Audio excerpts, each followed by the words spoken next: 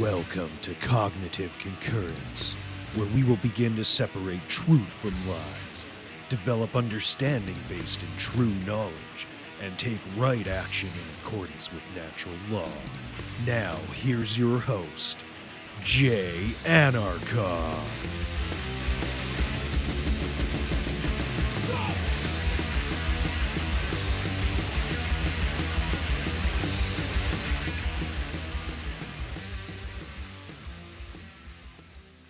What's up, everyone? It's Jay Anarchon here. Thanks for joining me for the first episode of Cognitive Concurrence.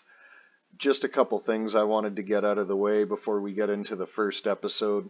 Moving into future episodes, I will be moving into a video format. I am just having some equipment issues right now. I'm not able to put together a high quality enough video show at the moment, so it's something I will strive to produce in the future, and hopefully the quality of episodes will improve as time moves on. That being said, there were a couple people that did help me get some of the equipment necessary together to get the show off the ground, and I really wanted to give a shout out and big thanks to them. So, moving right along, let's get into the first topic of Cognitive Concurrence, episode number 1, the difference between right and wrong. Do I really know the difference?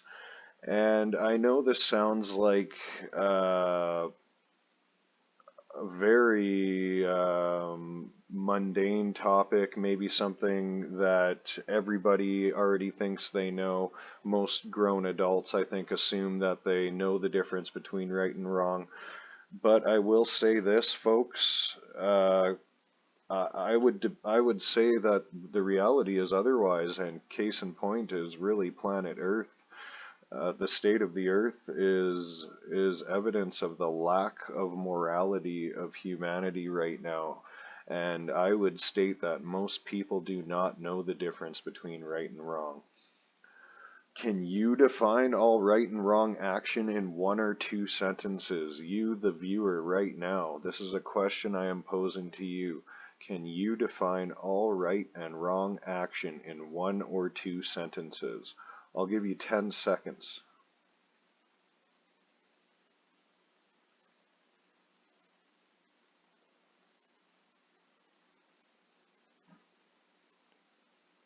All right, let's see how many of you got this correct.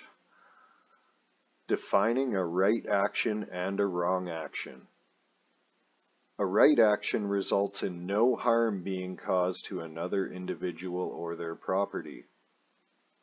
A wrong action results in harm being caused to another individual or their property. Just let that sink in for a second, folks. I'm wondering how many of you at home actually got that correct. How many of you were able to define that as simply and concisely as I was able to state it here? A right is anything that does not harm someone else or their property, regardless of what is written on paper or agreed upon. A wrong is anything that causes harm and is not in self-defense. Period, ladies and gentlemen.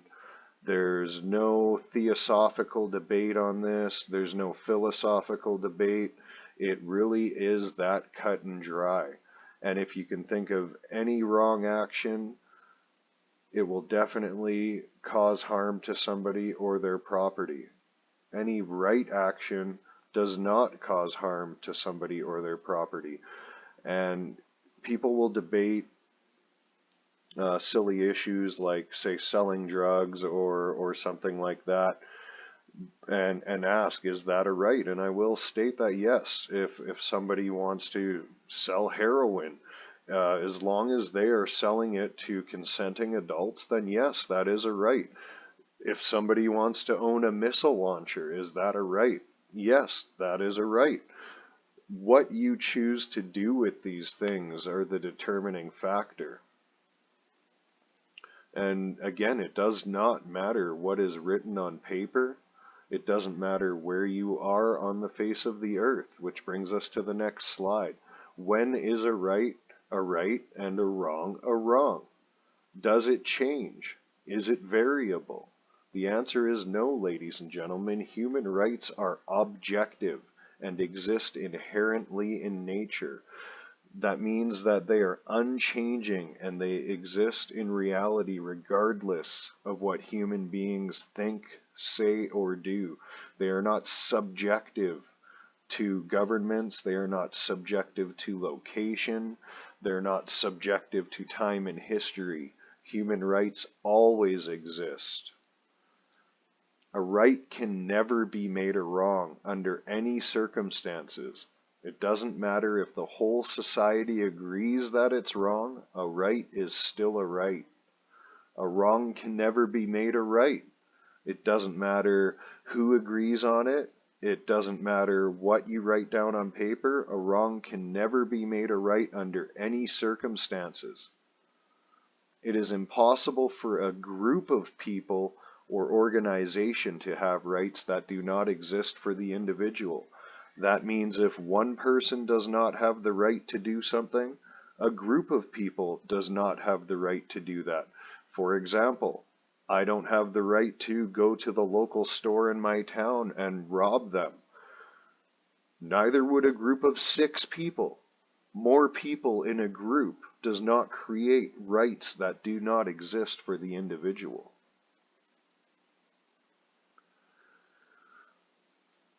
This is the best way to determine whether or not an action is a right, and it's called the two-person scenario. Basically, what we're going to do is picture 2 people alone on an island with all of the things that you currently own today. For convenience sake, we will call these people I or me and you or your. Would I have the right to demand from you the fruits of your labor if it was just 2 people on an island alone together? What if it was only a small percentage of your earnings? So what if I went up to you and said, look, I just want 10% of your earnings that I didn't do anything to myself to earn. And there's no reason that you should give me what you've earned yourself, but I want 20% of what you earned. Would I have the right to do that to you on an island where there was only 2 people and nobody else around? What if I said I was going to use it for your benefit, to help us both? Would I then have the right to take a portion of the fruits of your labor without consent? What if I said I will seize your physical property if you don't pay me what I request? What if I said I will imprison you against your will if you do not pay me the portion of your fruits of your labors that I requested? Which brings us to the next slide. Would I have the right to steal your property? And remember, there's only 2 people on an island and nobody else around. Would I have the right to steal your property? What if I write it down on paper and have a ceremony saying I can, otherwise known as passing a bill into law? Would that make it a right? How about if I call it by some other name than theft? What if I call it seizure or some other title I make up? What if I say it's for your safety or the safety of others? So, for example, collecting the firearms from a law-abiding populace, like what's happening in New Zealand right now. Does another person have the right to come to your home and take your firearms for your safety and the safety of others? Would this be a right with only 2 people on an island? Would I be able to come to your home and take your firearms for your safety and the safety of others? Would I have the right to imprison you against your will? What if I just wanted to ask you a few questions? Would I then have the right to imprison you against your will? Could I stop you in your car and impede your travel against your will without your consent? Could I enter your home without your consent and kidnap you? Could I search through your belongings without your consent? The answer is no, folks. And nobody else can either.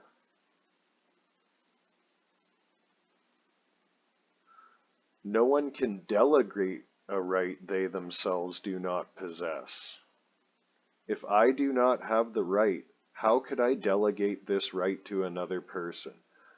And it's the same principle that applies to a physical object. If I don't have an apple, how could I give an apple to another person? This makes perfect sense if you sit there and think about it. The truth is so simple in these situations.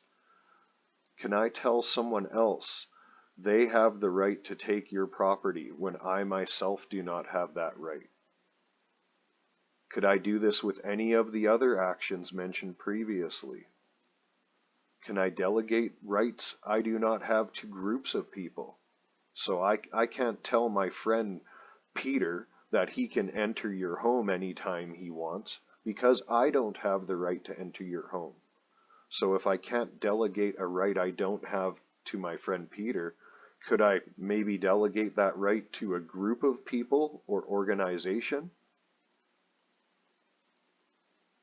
If you answered yes to any of these questions, you are wrong. In coming to terms with an actual definition of human rights, we must also admit the following. We, as citizens, cannot delegate rights we do not have to government or police or military. Violation of rights can never be used to protect rights, and such violations can never result in freedom. Only more rights violations and slavery.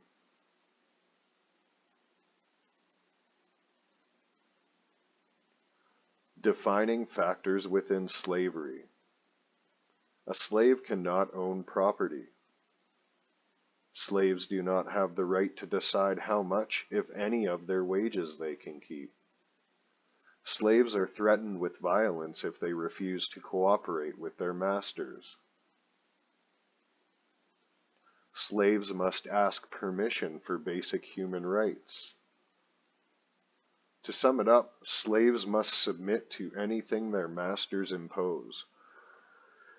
And if this doesn't sound like the society we currently reside in, under the authority, quote unquote, false authority of government, I don't know what to say to you.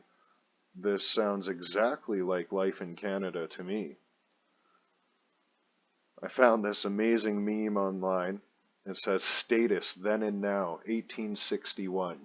It is my right to force other people to work in my fields." And you see a white slave owner with a slave in the background. And then in 2012, it's my right to force other people to pay for what I want. And you see a bankster type, politician type person shaking down a working man type person. This is exactly how government operates, folks. Government is slavery. Any action in violation of human rights is always wrong, even if executed by police, military, or government. Theft is always theft. Assault is always assault. Imprisoning somebody against their will is always imprisoning somebody against their will. It doesn't matter if you have a uniform on. It doesn't matter if you have a badge. It doesn't matter if you think some person delegated a right to you that they themselves didn't have. Every single government on the face of the earth has proven abuse of their authority. This is one that I can't believe more people aren't recognizing. If you look at every single government in history, they all have a proven track record of abusing their authority and taking advantage of their people. Every single one of them.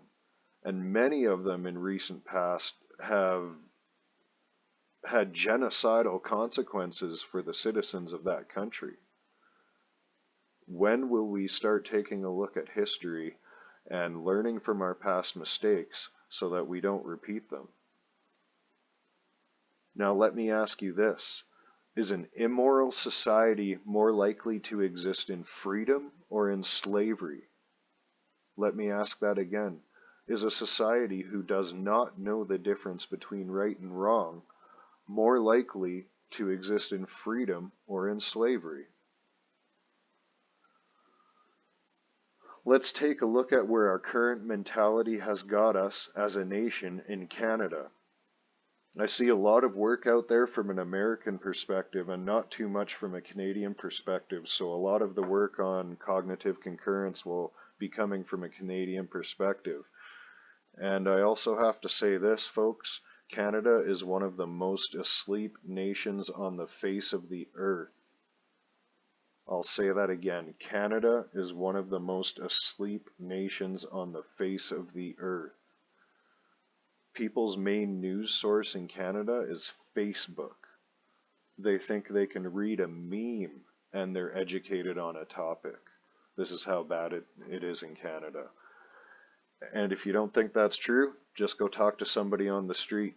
It's definitely true. I would say 99.9999% of Canadians don't even know what freedom is. Does this sound like Canada? Is most of the land in Canada government or crown owned? Fact. A very small percentage of land in Canada is owned under a allodial title, which would legally imply full ownership. In Canada, when you buy a house, you get a title fee simple, and it's a restricted title. You don't have mineral rights. You have to get a permit to do improvements on your home. You have to pay an annual fee to live on the land called property tax. Why would you have to ask permission to build a building on your land if you own the land, or to do an improvement on your house? Why would you not be able to dig a hole past a certain depth if you owned the land that your house was on? People need to start asking these questions in Canada. Are Canadians subjected to a graduated income tax system? Fact. Canada's tax system is based on brackets by which your income tax increases with the amount of income earned. Visit the Government of Canada's website for more information if you're unaware of this. So basically how this works is you're taxed by a certain percentage for the first, say, $15,000 you make. And then if you make up to $25,000, you're taxed a higher percentage on the next 10. So the more income you bring in, the higher your percentage of income tax goes. Can Canadians inherit property? Fact. Canadians are taxed on property when they die as if they had sold it, and the person inheriting it is also taxed on this property. So to put this into perspective, you pay income tax on all the money you earn, then you typically pay taxes on everything you buy when you buy it. You die and you're taxed on it as if it's been sold, and your heirs are also taxed on it. So this one product can be taxed up to 4 times just in the sequence of events that I've listed off. Again, visit the Government of Canada's website for more information if you're not aware of this. Are Canadians subject to confiscation of property if labeled by any number of accusations? Fact. Canadians may be subject to the seizure of property for any number of reasons. Some included are refusal to pay tax, criminal activity, failure to pay fines, etc. There's also a bill that was passed a while back. I can't recall the number off the top of my head, but it allows the Canadian government to seize anybody's property in a state of economical national emergency. So basically, if the government of Canada is in a financial emergency, they legally have the right to strip your bank account and take all of your physical belongings as well. Most Canadians aren't aware of that. Does Canada have a centralized banking and credit system? Fact. All banking, credit, and interest rates in Canada are regulated and controlled by the Bank of Canada. Does the Canadian government maintain centralized control over communications and transport? Fact. All forms of travel and communication in Canada are regulated and levied by the government. Are factories and production owned by the government? Fact. The Government of Canada and provincial governments manage many Crown-owned corporations and a large portion of the energy sector. Through the supply of energy, it may be stated that in turn industry and production is controlled by a centralized source. And I'm sure anybody can put that chain together. If you control the supply of energy, you obviously control the processing and manufacturing of goods. Has Canada been subjected to a societal obligation to work and be productive? Excuse me, everybody. Fact. Canadian culture promotes a good work ethic and considers people without a job that can work irresponsible. Do Canadian children have free education with the integration of practical job skills in high school? Fact. Education is freely provided by the government for all Canadian minors. Trade skills and tech job training are available in some high schools. This is a question I have to pose to every Canadian. Are you a communist?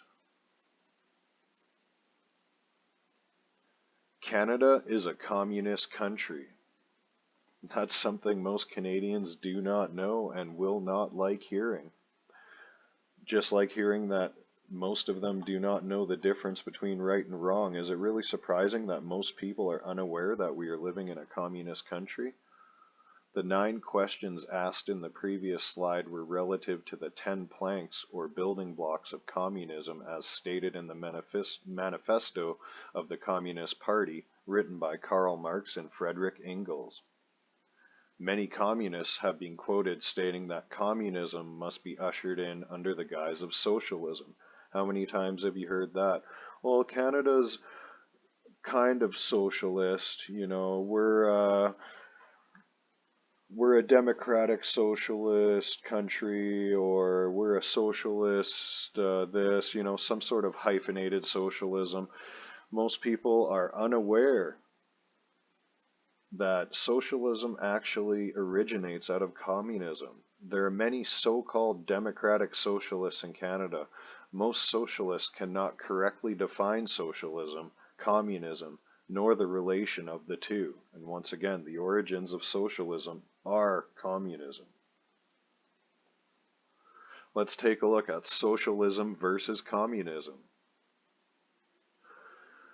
In communism and socialism, the majority of property is owned by the state, and they'll call it public property, but public really means owned by the state or the government, folks.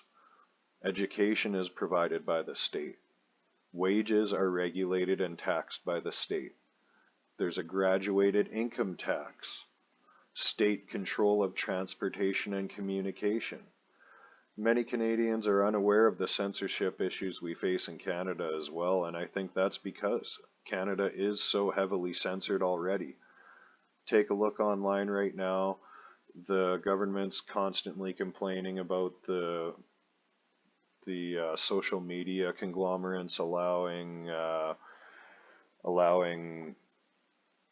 meddling in the upcoming election, like it could really make a difference. But it's obviously opening the door for censorship and government control and manipulation of information on social media sources. state control of production and manufacturing / resources, and healthcare and food regulated by the state. All of these are common in both communism and socialism, folks. Morality equals freedom. And I had to put up this quote from Martin Luther King. One has a moral responsibility to disobey unjust laws. There are two ways you can do something wrong, ladies and gentlemen, and the first way is obviously by committing a wrong act, an act that violates somebody else's rights by harming them or their property without their consent in some way. And the second way you can do something wrong is by not standing up for right when wrong is happening in your midst. Freedom can only decline amongst a population that does not understand human rights and morality. Obfuscation of true morality is necessary to create willing slaves. This means that nobody would willingly become a slave unless they truly don't understand the difference between right and wrong and don't understand human rights. There's no way any person that understands their own rights would be willing to submit to slavery. And freedom is declining as morality declines on the earth. This is a measurable result that we can witness in our reality, folks. Freedom is declining as morality declines. There's a direct correlation. Most people in Canada assume they themselves are moral individuals. If you're to ask the average person on the street, they all think they're a good person. They all think all their friends are good people. And most people in Canada assume they are free. That's one of the most popular things I've heard from people. I was having a conversation with a client a couple weeks ago discussing freedom, and he said, well, how aren't we free? It's really difficult to have a conversation about morality and freedom with somebody who is neither moral nor free and thinks that they are both. Most people claim they are moral, yet they cannot define a right action from a wrong action. The same individual will claim to understand human rights, yet fund and support organizations that violate rights, including their own. The best example for this is obviously the police. In Canada, especially in the Edmonton area, traffic violations appear to be the main focus of the police force. They have traffic light cameras taking your picture if you speed through an intersection or run a red light. They have photo radar unmarked vehicles parked everywhere taking photos of you if you're speeding, and most of the cars out there patrolling are patrolling for traffic violations. And all of these are instances of rights violations. Somebody impeding your free right to travel, pulling you over when you haven't harmed anybody, and charging you a fee because they feel they can is a rights violation. It doesn't contribute to safety. And again, the people who will claim to understand human rights will fund these government organizations that are actually violating even their rights. They're funding their own slavery. Most Canadians will claim to be against communism. 9 of 10 planks of the Communist Manifesto are fully or partially implemented in Canada. As an aggregate society, our ignorance of human rights and morality is resulting in declining freedom, slavery. And until we realize this and start aligning our actions with true morality, we won't notice an improvement. Communism is socialism, folks. Socialism is globalism. Globalism is one world government, and one world government is New World Order. which is slavery. All of these things are one and the same, folks. And once again, until we wake up and start acknowledging true morality, understanding the difference between right and wrong, and developing a moral code that will not falter in the face of evil, we will not notice an improvement in our reality. Freedom will continue to decline as our morality declines. And the only way out of this is by improving and fixing ourselves. I have to admit myself that up until a few years ago, I myself could not define the difference between a right action and a wrong action in one or two sentences. And the simple truth has been replaced by complex lies, and there's so many ways you have to rationalize all this bullshit that's going on right now. So many ways you have to rationalize and lie to yourself to make this system work in your mind. But when you look at the actual truth, it's always very simple and very easy to understand. The only thing preventing the average person from understanding it is all the lies they tell themselves. Well, that's it for the first episode of Cognitive Concurrence, folks. I really hope that it has had a positive effect on those who have made it through the whole episode. Once again, thanks for bearing with me. I really hope the quality will improve as the episodes progress. I will be shooting for a video format in the future. I will also be hoping to do some interviews with a few people here, so I'll get to work on figuring out how I can do all of that and work on getting some good guests together for you guys. Well, until the next episode, thanks for tuning in, and stay free, ladies and gentlemen. Take care.